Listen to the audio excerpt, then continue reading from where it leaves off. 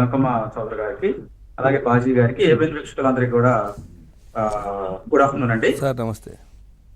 కర్ణుడి చావుకి సమావేశ కారణాలు నేను ఎందుకు అంటున్నానంటే, అసలు రాష్ట్రం విభజించిన తీరు దగ్గర నుంచి ఇప్పటి వరకు చూసుకుంటే ఎందుకు ఆంధ్రప్రదేశ్లో రాజకీయ అనిశ్చితి ఏర్పడింది, ఎందుకు ఆంధ్రప్రదేశ్కి గత ప్రభుత్వం ఇది నవ్యాంధ్ర తొలి ముఖ్యమంత్రి నారా చంద్రబాబు నాయుడు గారు తీసుకొచ్చినటువంటి ఆ ఎంఓయూలు ఎందుకు రద్దు చేస్తారు, ఆ రోజు ఆ ఇండస్ట్రీలు ఎందుకు ముందరకు కొనసాగించకపోయింది, ఇవన్నీ చాలా బిలియన్ డాలర్ల ప్రశ్నలు అండి. ఇవన్నీ కూడా నేను ఎందుకంటానంటే ఏమి లేకుండా రోడ్డు మీద పడేశారు. ఆ రోజు పార్లమెంట్ లో జరిగింది, మనం చాలా సందర్భాల్లో మాట్లాడుకున్నాం. ఇప్పుడు ఒక మొక్క అప్పుడే దాన్ని తుంచేస్తే ఏమైందండి, అది చెట్టు అయిద్దా, మోన అయిద్దా? సమావేశ కారణాలు బాజీ గారికి కూడా తెలుసు అవన్నీ. నేను ఎందుకు అంటున్నానంటే ఆర్థిక పరిస్థితులు అంతంత మాత్రంగా ఉన్నటువంటి అభివ్యక్త ఆంధ్రప్రదేశ్ చాలా కష్టాలు పడింది. చంద్రబాబు గారు అధికారంలోకి వచ్చిన తర్వాత పారిశ్రామికంగా ఆంధ్ర రాష్ట్రాన్ని అభివృద్ధి చేయడానికి ఒక పక్కన ఆంధ్రప్రదేశ్ ఎక్కువ మంది వ్యవసాయ ఆధారిత ప్రాంతం ఉంది. వాళ్ళందరినీ రైతులను ఏ విధంగా ఆదుకోవాలి, రైతులకు సకాలంలో పంటలు పండించడానికి నీరు ఏ విధంగా అందించాలి, వాళ్ళకి మౌలిక వసతులు ఏ విధంగా అందించాలి, దాంతో పాటు రాష్ట్రంలో ఇరిగేషన్ ప్రాజెక్ట్స్ ఏ విధంగా ముందుకు తీసుకెళ్లాలి, ఒక పక్కన ఇన్వెస్ట్మెంట్ చేయడానికి దేశ విదేశాలు తిరిగారు. అప్పుడు ఆయన మీకు ఏదో కియా పరిశ్రమ వచ్చిందంటే ఊరకేం రాలేదండి. సౌత్ కొరియా వెళ్ళినప్పుడు ఆయన కాలికి బల్పం కట్టుకొని తిరిగారు. ఆంధ్రప్రదేశ్ మీరు పెట్టుబడులు పెడతానికి స్వర్గధామం అండి, ఇక్కడికి మీరు వస్తే మీకు ట్రాన్స్పోర్ట్ ఈ విధంగా ఉండిద్ది, మేము మీకు రాయితీలు ఇస్తాం, మీరు పలానా సాట్ అనంతపురంలో పెడితే మీకు అటు బెంగళూరు కావచ్చు, ఇటు చెన్నై కావచ్చు, మీకు బేస్గా ఈ రెండు దగ్గరగా ఉంటాయి, దాంతోపాటు మీరు మార్కెటింగ్ కూడా చేసుకోవచ్చు, మీకు అన్ని విధాల అండదండలుగా ఉంటామని చెప్పడం. కియా పరిశ్రమలు కూడా మరి వాళ్ళు ముందుకు రావటం. ఆ రోజు ఏ రాష్ట్రాన్ని కాదని ఎందుకు వచ్చారు, ఇక్కడ ఉన్నటువంటి ప్రభుత్వం మీద నమ్మకంతో వచ్చారు.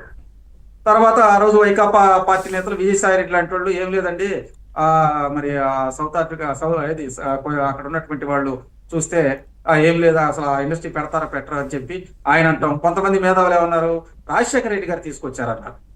ఈయనే ఉంటారు కాబట్టి ఇటువంటి అంశాలు అవన్నీ ఉంటాయి. నేను ఇంకేమంటానంటే దొంగోడికి ఎవరు అప్పిరండి, ఒక దొంగోడు చూసి ఎవరు ఇన్వెస్ట్మెంట్. బాజీ గారు అనేది మొదటగా లోకల్లో ఉన్నటువంటి అంటే గుజరాత్ మోడల్ సాహెబ్ గారు, గుజరాత్ లో ఏ విధంగానైతే జరుగుతోందో అంటే లోకల్లో ఉన్నటువంటి వాళ్ళు కావచ్చు, పారిశ్రామికవేత్తలు వాళ్లకు రాయితీలు ఇట్లాంటివి ఇవ్వాలి, ఇచ్చి ఆ తర్వాత ఇది అంటున్నారు. అది ఎంతవరకు సక్సెస్ అవుతుంది, కరెక్ట్ అంటారు? అది భారతదేశంలో గుజరాత్, తమిళనాడు ఈ రెండు కూడా ఇండస్ట్రీలో టాప్ అండి.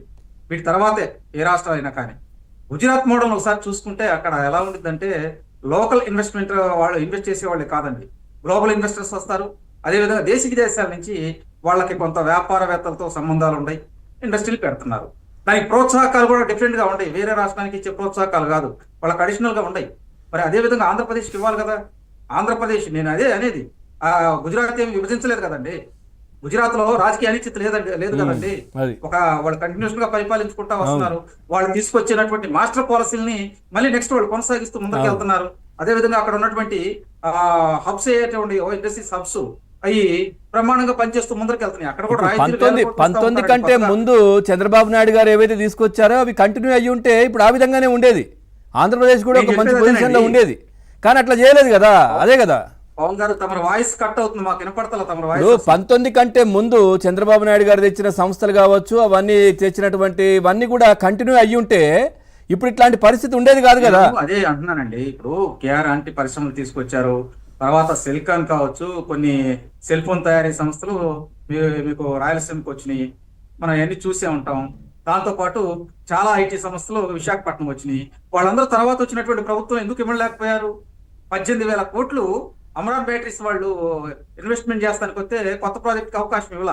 వాళ్ళు కొంత చెన్నై, కొంత తెలంగాణ తీసుకెళ్లారు. ఎందుకు జరిగినాయని అంటే రాజకీయ పరిణితి చెందినటువంటి వ్యక్తి, ప్రజల సొమ్ము దోసుకున్నాడు అధికారంలోకి వస్తే, గజదొంగ అధికారంలోకి వస్తే ఏం జరిగిందో ఆంధ్రప్రదేశ్ చవి చూస్తుంది.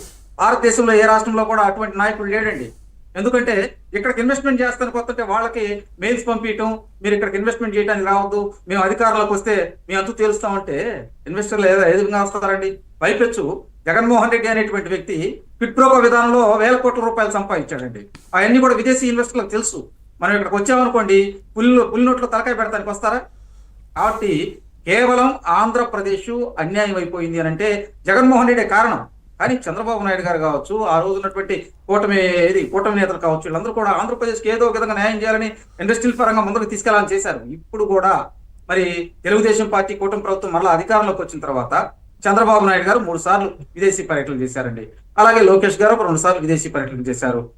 వీళ్ళు ఆంధ్రప్రదేశ్ లో ఉన్నటువంటి వాళ్ళకి అవకాశాలు, మరి దేశ విదేశాలు దావోస్ లోకి వెళ్ళారు, అక్కడ వరల్డ్ ఎకనామిక్ ఫోరంతో మాట్లాడారు, అక్కడి నుంచి ఇన్వెస్ట్మెంట్ తీసుకురావడానికి వాళ్ళు కొంతమంది ఇక్కడ తీసుకోవడం జరిగింది.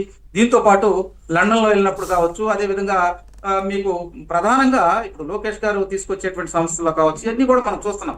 గూగుల్ వాళ్ళు అమెరికా నుంచి మన దగ్గరికి వచ్చారంటే గత సంవత్సరం నవంబర్ లో జరిగినటువంటి ఏదైతే లోకేష్ గారు అమెరికా వెళ్ళినప్పుడు అక్కడ గూగుల్ ప్రతినిధులతో మాట్లాడి, లేదండి ఇట్లా మీకు విశాఖపట్నం చాలా అనువైన ప్రాంతం, మీకు మేము సహాయ సహకారాలు అందిస్తామంటే ప్రపంచంలోనే ఎక్కడా లేనటువంటి 1.33 lakhs మరి అన్ని కోట్ల రూపాయలు ఇన్వెస్ట్మెంట్ చేస్తున్నారంటే మామూలు విషయం కాదు కదా.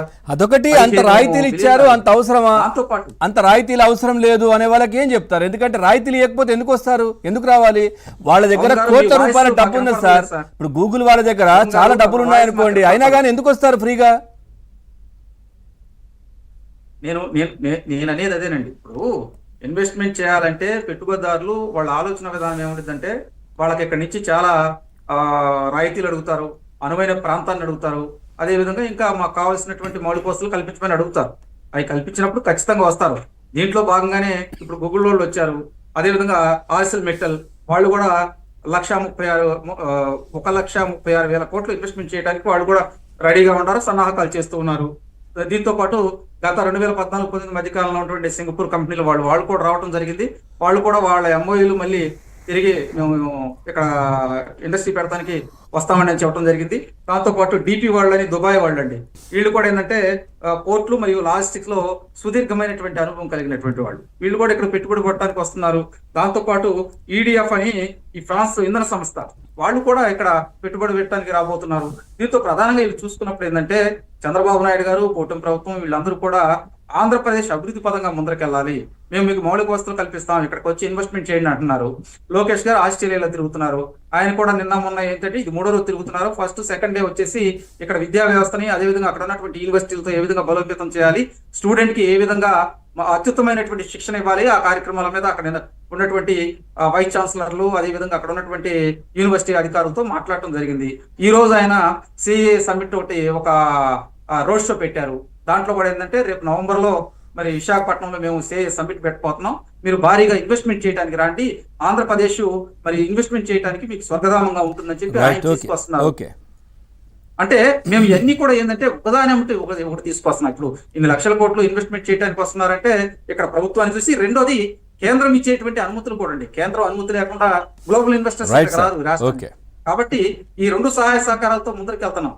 మేము అనేది పదే ఒకటేనండి, రాష్ట్రం అభివృద్ధి పదంగా ముందరకెళ్లాలంటే రాష్ట్రంలో ఉన్నటువంటి అపోజిషన్ లీడర్ కూడా మంచిగా ఉండాలి. కానీ ఆయన చేసే విధానం వల్ల గ్లోబల్ ఇన్వెస్టర్లు రావడానికి ఒక్కోసారి ఆలోచిస్తున్నారు. కానీ దానికి ఏంది, కేంద్రం మీకు మేము అండగా ఉంటామని చెప్పడం వల్ల ఇప్పుడు వీళ్ళందరూ వస్తున్నారు. ఖచ్చితంగా జగన్మోహన్ రెడ్డి అనేటువంటి వ్యక్తి ఒక అడ్డంకి రాష్ట్రానికి.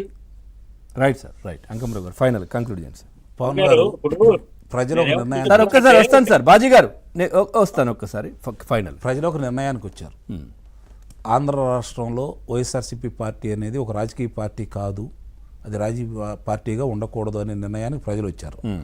ప్రజల తీర్పుని ప్రపంచ దేశాల పారిశ్రామికవేత్తలు గుర్తించారు.